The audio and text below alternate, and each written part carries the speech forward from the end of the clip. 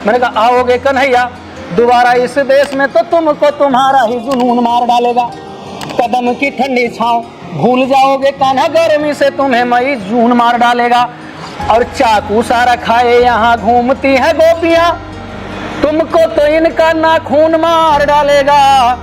और गली गली मुरली बजाना न कान्हा, अब एंटी रोमियो वाला कानून मार डालेगा। कि नवंबर जस मजा जनवरी में न पई हो, नवंबर जस मजा जनवरी में न पई हो, और गद्दा जस मजा दरीमा न पई हो, फांस के पिस्टल बुलेट से घूमी हो, दरोगा जस मजा मास्टरी माँ न पई हो। कि अफवाहों में मत पड़ जाना, तुम अपनी तैयारी रखना, अफवाहों में मत पड़ जाना, तुम अपनी तैयारी रखना। आए कितनी विषम परिस्थिति अपनी कोशिश जारी रखना। कोशिश करने से कच्चा तन पक्का पूरा बन जाता है, जल धाराएं अगर ठान ले पत्थर चूरा बन जाता है। आगे बढ़ना है तो बात सारी याद हमारी रखना। आए कितनी विषम परिस्थिति अपनी कोशिश जारी रखना, अपनी कोशिश जारी रखना। और मेहनत से किस्मत की यारो जब भी बाजी ठन जाती है, मेहनत करने वालों की तब किस्मत दासी बन जाती है। काट सके जो समय जाल को वो तलवार दुधारी रखना। आए कितनी विषम परिस्थिति अपनी कोशिश जारी रखना। तो दोस्तों फाइनली धर्मराज जी आ चुके हैं, जिनसे आज हम लोग मिलने वाले हैं और आपको भी मिलवाने वाले हैं। तो आइए लेके चलते हैं उनकी तरफ और उनको माला पहनाते हैं। ईशा कैसा लग रहा है तुमको? बहुत अच्छा लग रहा है। मैं तो बहुत ज़्यादा वेट कर रही हूँ कि सर आएँ और हम लोग उनका अच्छे से स्वागत करें और उनकी बहुत अच्छी अच्छी शायरियाँ सुने। और अगर आपको शायरी सुनना है तो फिर आप लोग रुके रहिए अभी। और आपको यही बताएंगे कि उनकी जर्नी में कौन सा सबसे अच्छी वीडियो थी जिसकी वजह से वो यहाँ तक आज पहुँच पाए हैं। सर आ गए। तो आप देख सकते हैं वहाँ पे हमारे सर जो आ चुके हैं। तो आइए उनको माला पहनाते हैं। आ जाओ।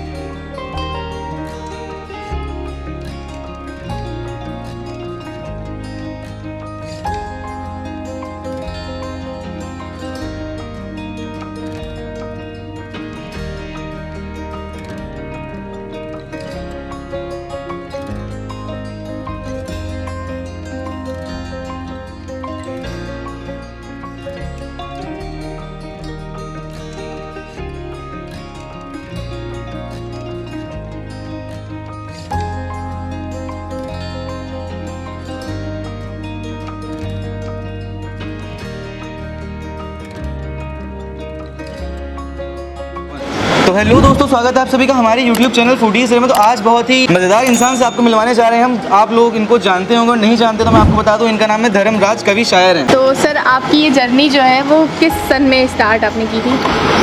कविता की जी।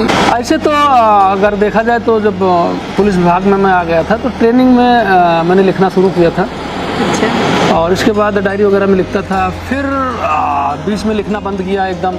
10 साल तक बिल्कुल नहीं लिखा। 10 साल बाद फिर थोड़ा बहुत लिखा।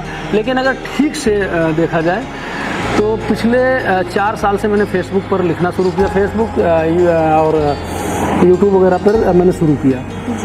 तो 4 साल से आप मान सकते हो, 4 साल से मतलब जो है सोशल मीडिया पर मैंने अपनी कविताओं को, लेख को, शायरी, शेर ये सब करना शुरू किया। अपनी गतिविधियों के बारे में लोगों को बताना शुरू किया। तो ये आप पिछले 4 साल से मान सकते हो। तो सर आपको इंस्पिरेशन कैसे मिला कि जैसे कि आपने बताया कि पहले आप छोड़ दिए थे, हाँ। फिर उसके बाद फिर से आपने स्टार्ट किया, तो कहाँ से आपको ये हिंट लगा कि हाँ मतलब करना चाहिए? बस ऐसे मन में आया कि हम भी कर सकते हैं। और अगर कंटेंट देखा, मुझे लगा कि लोगों को हंसा सकता हूँ, लोग मेरी बात सुनेंगे। मुझे ऐसा लगा कि लोग मेरी बात सुनेंगे। अगर कोई चीज़ मैं सही तरीके से बताऊँगा तो लोग समझेंगे।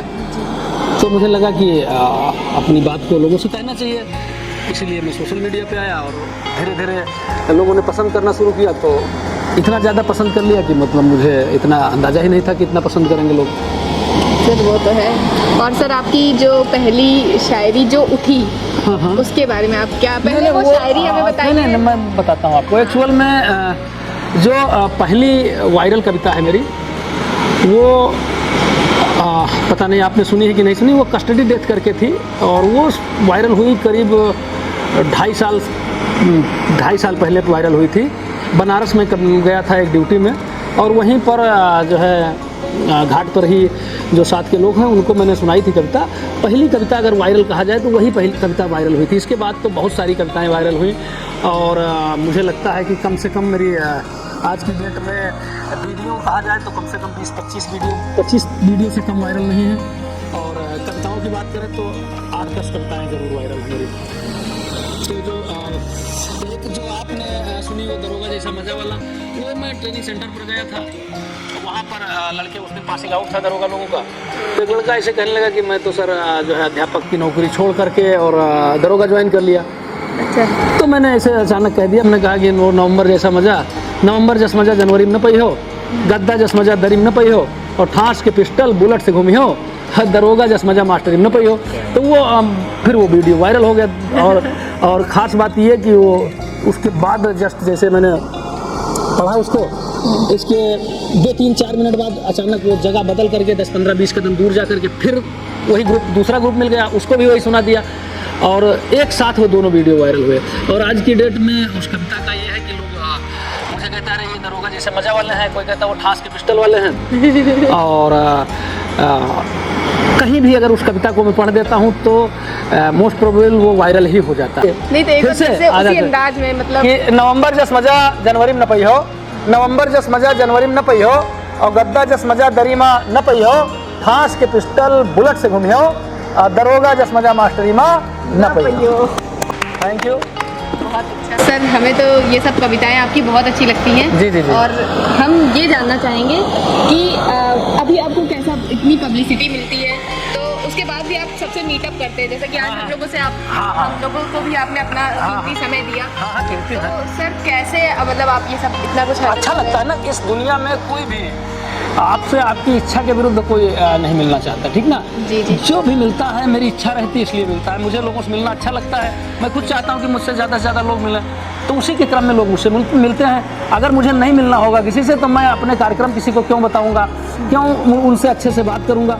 तो जब मुझे अच्छा लगता है कि लोग मुझे मिलें तो इसलिए लोग मिलते हैं। अगर मुझे अच्छा नहीं लगेगा तो कोई क्यों मिलेगा। अगर उसको ये लगेगा कि हमारा स्वागत नहीं कर रहे हैं, हमसे प्रेम से बात नहीं कर रहे हैं, तो कोई बहुत बड़े बड़े लोग हैं, एक से एक कलाकार है, एक से एक बड़े बड़े जो है जिनका नाम न लिया जाए, बड़ी बड़ी हस्ती हैं जिनसे कोई नहीं मिलता, कोई मिलना भी नहीं चाहता है। वो कहा नहीं गया कि आवत ही हर्षय नहीं और नैनन नहीं सने, तो तुलसी वहाँ न जाइए, चाहे कंचन बरसे में, चाहे मतलब सोने की बरसात करे बादल, तब भी वहाँ नहीं जाना चाहिए। अगर वहाँ जगह तो मेरे पास लोग मिलते हैं, उसकी वजह यही है कि बहुत ही दिल से मिलता हूँ और दिल से मिलता हूँ, और इसी के साथ साथ बहुत पसंद करता हूँ लोगों को। मैं चाहता हूँ कि लोग मुझसे ज़्यादा से ज़्यादा मिले, इसलिए लोग मिलते हैं। वो तो बात है सर, हमें भी बहुत ही अच्छा लगा आपसे मिल करके। अच्छा सर, मैं एक चाहूँगी कि आप अभी जैसे कि अपने जो सक्सेस की स्टोरीज हैं, जैसे कि आप स्टार्टिंग से ऐसा नहीं रहा होगा कि ऐसी एक ही तरह की परिस्थिति में इंसान रहता है, तो उसके ऊपर आप कुछ कहना चाहिए शायरी में? मैं बताना चाहता हूँ। पहली बात तो मैं ये बताना चाहता हूँ कि दुख जीवन में लोगों के ज़रूर होता होगा, लेकिन मेरी खुशनसीबी ये है कि मैंने आज तक देखा नहीं।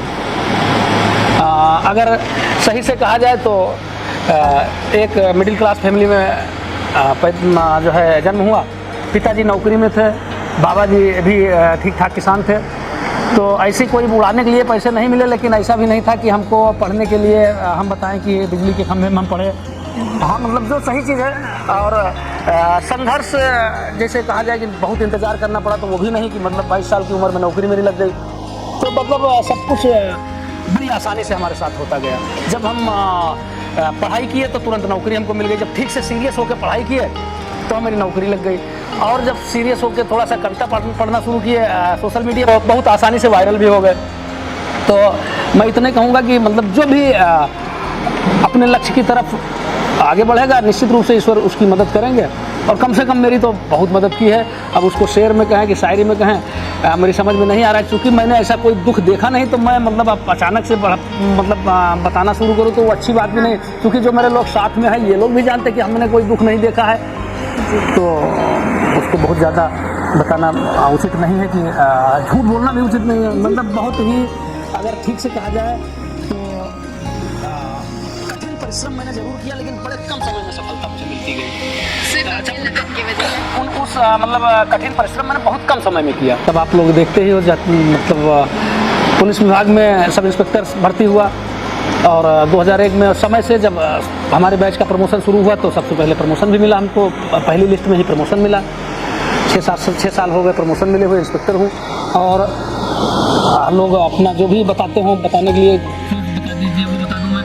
लेकिन बस इतना बात बताऊँगा कि अभी तक ईश्वर कृपा से पुलिस की नौकरी में भी किसी प्रकार की मुझे कोई समस्या का सामना नहीं करना पड़ा है, ना ही कोई ऐसी असुविधा आज तक आई है जिसका कोई जिक्र किया जाए। और रोल भी मेरा पुलिस विभाग में, जैसे लोग बड़ा बहुत सारी कहानियाँ मेरे बारे में जो मैंने सुनी ही नहीं है, वो भी कहानी लोग मुझे बताने लगते हैं कि अरे यार ये तो कविता के चक्कर में एक बार सस्पेंड हो गए, और वो एक बार तो मतलब जो है ऐसा इनके साथ हो गया, एक बार इनके साथ। तो बस इतना कहना चाहता हूँ कि ऐसा कभी कुछ नहीं हुआ है। ड्यूटी पूरी ईमानदारी के साथ करता हूँ। हाँ, ड्यूटी से जो समय मिलता है वो साहित्य के लिए भी निकालता हूँ और मंच वगैरह पर भी जाता हूँ। पैशन को फॉलो करना बहुत सही है ना, इंसान को अपना पैशन कभी नहीं छोड़ना चाहिए। तो खैर हम लोगों को तो आपसे बहुत अच्छा लगा मिलकर, दिल से बहुत ही अच्छा लगा मिलकर। जी। तो अभी एक दो शायरी आप हाँ बिल्कुल। अरे जब आपने इंटरव्यू के लिए बुला लिया तो प्लीज़ की ज़रूरत ही नहीं, अब तो हम खुद ही सुनाएंगे जितना जो सुनाना है। बिल्कुल आपको सुनाते हैं। पहले तो मैं आपसे ये पूछना चाहता हूँ, मैंने आपकी बहुत सारी वीडियोस देखी हैं, आप कई बड़े बड़े मंच पे भी गए, न्यूज़ शोज में भी गए। हाँ, गए हैं। लेकिन मैं आपसे खाली ये बात जानना चाहता हूँ, ये जो आप शर्ट पहने हुए हैं, क्या ये आपकी फेवरेट है? मेरे साथ साथ ये कई लोग जानना चाहते हैं। बस ऐसे अच्छा बस ऐसे ये मन में आया कि अगर मतलब कैसा कपड़ा पहना जाए, किस रंग का पहना जाए, तो दिमाग में आया कि यार एक बार सिला। एक्चुअल में काफ़ी दिनों से मैंने सिले कपड़े पहने नहीं, बहुत मतलब आप ये समझिए कि जब से नौकरी में मैं आया इसके बाद से मतलब रेडीमेड ही पहन रहा था मैं। तो हमारे एक मित्र हैं, उन्होंने जो है जब हम कविता पढ़ना शुरू किया तो वही जीन्स और टी शर्ट में जाकर के कविता पढ़ना शुरू किया। तो जीन्स शर्ट में तो लोगों को लगा कि आप जब कविता पढ़ने जाते हो तो उस हिसाब से जैसे अभी लोग पहनते हैं उस हिसाब से। तो हमारे एक मित्र हैं, उन्होंने जो है हमको पैंट शर्ट और सदरी वगैरह सिलवा कर, पैंट शर्ट नहीं, कुर्ता पैजामा और सदरी जो है सिलवा के हमको दे दिया। इसके बाद फिर अचानक उन्होंने कहा एक पैंट शर्ट बनवा दे। तो हमने किस कलर का बना, तो अचानक हमने कहा यार ऐसा करो काली सदरी बनवा दो और लाल शर्ट पैंट बनवा दो और काली पैंट बनवा दो। उन्होंने उसी कलर की बनवा दिया। अब उन्होंने बनवा दिया, इसके बाद 2-3 और वो बनवा के दे दिए, 2-3 हमने खरीद लिया। तो ऐसा नहीं है, बहुत लोगों को लगता है कि एक ही शर्ट ही हमारे पास है, तो ऐसा नहीं है। वो मतलब 4-5 शर्ट और 4-5 पैंट हैं, उन्हीं को बदल के पहनता हूँ, इसलिए आप लोग लगता है कि ये जो है ऐसा नहीं है सर, मतलब हम ये जानना चाह रहे थे कि आपका फेवरेट, हाँ फेवरेट ही समझ लीजिए कलर। तो मैं भी अच्छा लगता है कि नहीं लगता ये बताइए। रेड बहुत ही ज़्यादा पसंद है, बहुत ही ज़्यादा। इस वजह से मैं सोच रही थी कि सर अगर रेड पहन कर आएंगे तो मैं ये कहूँगी नहीं, एक्चुअल में करेक्ट है। जैसे हमारा मतलब जो है वो नीली टी शर्ट और काली जीन्स और काला चश्मा, वो कोई एक हीरो ले लिए, कोई दूसरे दल का पसंद किया तो पता लगा कोई राजनीति में दूसरे दल का पसंद। तो हमने विचार किया, हमने कहा ये यार अभी तक किसी ने पेटेंट नहीं कराया है, एक तुम पहनना शुरू करो। तो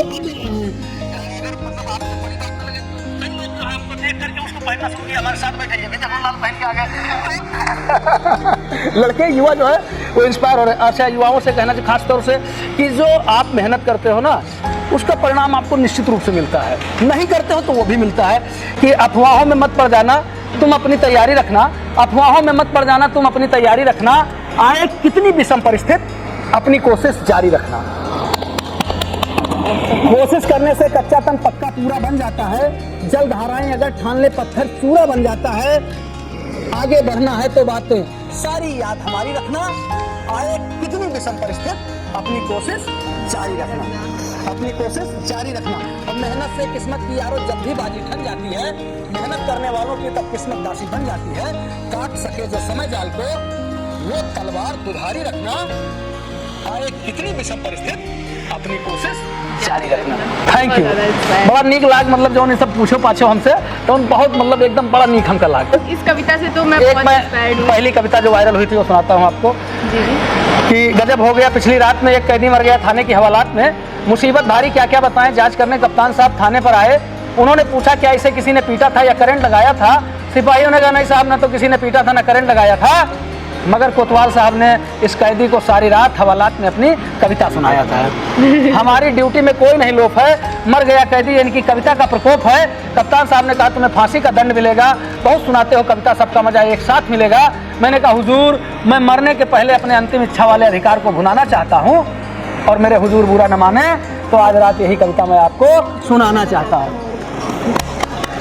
मेरी बात सुनकर वो बोले कि मुझे तेरी बातों में एक नया जोश नजर आता है और कविता रहने दे पगले, तू मुझे निर्दोष नजर आता है। चलिए एक और सुनाता हूँ आपको। कि श्री कृष्ण जी ने कहा कि मैं अवतार लेना चाहता, हमने कहा अब अवतार लोगे कलयुग में प्रभु तो ये समस्या आएगी। मैंने उनको जो समस्या बताई वो आपको बताता हूँ। मैंने कहा आओगे कन्हैया दोबारा इस देश में तो तुमको तुम्हारा ही जुनून मार डालेगा। कदम की ठंडी छाँव भूल जाओगे कान्हा, गर्मी से तुम्हें मई जून मार डालेगा। और चाकू सारा खाए यहाँ घूमती है गोपियाँ, तुमको तो इनका नाखून मार डालेगा।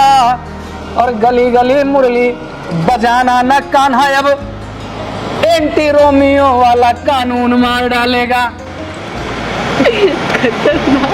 बहुत ज़्यादा क्वेश्चंस तो मेरे ख़त्म हो गए, लेकिन मुझे शायरियाँ सच में बहुत पसंद आई और आज हमें आपसे मीटअप करके इतना अच्छा लगा, इतना मतलब मैं इंस्पायर हुई। इससे जो पहली वाली कविता थी आपकी, मतलब जो स्टूडेंट्स के लिए थी या जो भी लोग अभी संघर्ष कर रहे हैं हाँ, उनके जी, लिए थी, वो सबसे ज़्यादा इंस्पायरिंग थी क्योंकि वो मुझे थोड़ा अपने लाइफ से भी कनेक्टेड लगी। Very तो good. थैंक यू सर, हमें आपसे मिलकर धन्यवाद, बहुत अच्छा, लगा हमको भी बहुत बढ़िया लगा और बहुत ही ज़्यादा हमको तो बहुत नीक लगा। इनके सबको देखो कितने नीक नीक है सब, इनके सब चैनल सब्सक्राइब करो सब, खूब इनका बढ़ाओ आगे। हाँ थैंक यू सो मच। तो अगर आपको भी सर पसंद आए हैं और हमारी वीडियो पसंद आती है तो वीडियो को सब्सक्राइब, चैनल को सब्सक्राइब कर लीजिए, वीडियो को लाइक कर दीजिए और अपने यार दोस्तों के साथ इसको शेयर करना तो बिल्कुल मत भूलिएगा। तो मिलते हैं नेक्स्ट वीडियो में, तब तक के लिए देखते रहिए हमारा चैनल फूडीज है। तब तक के लिए बाय।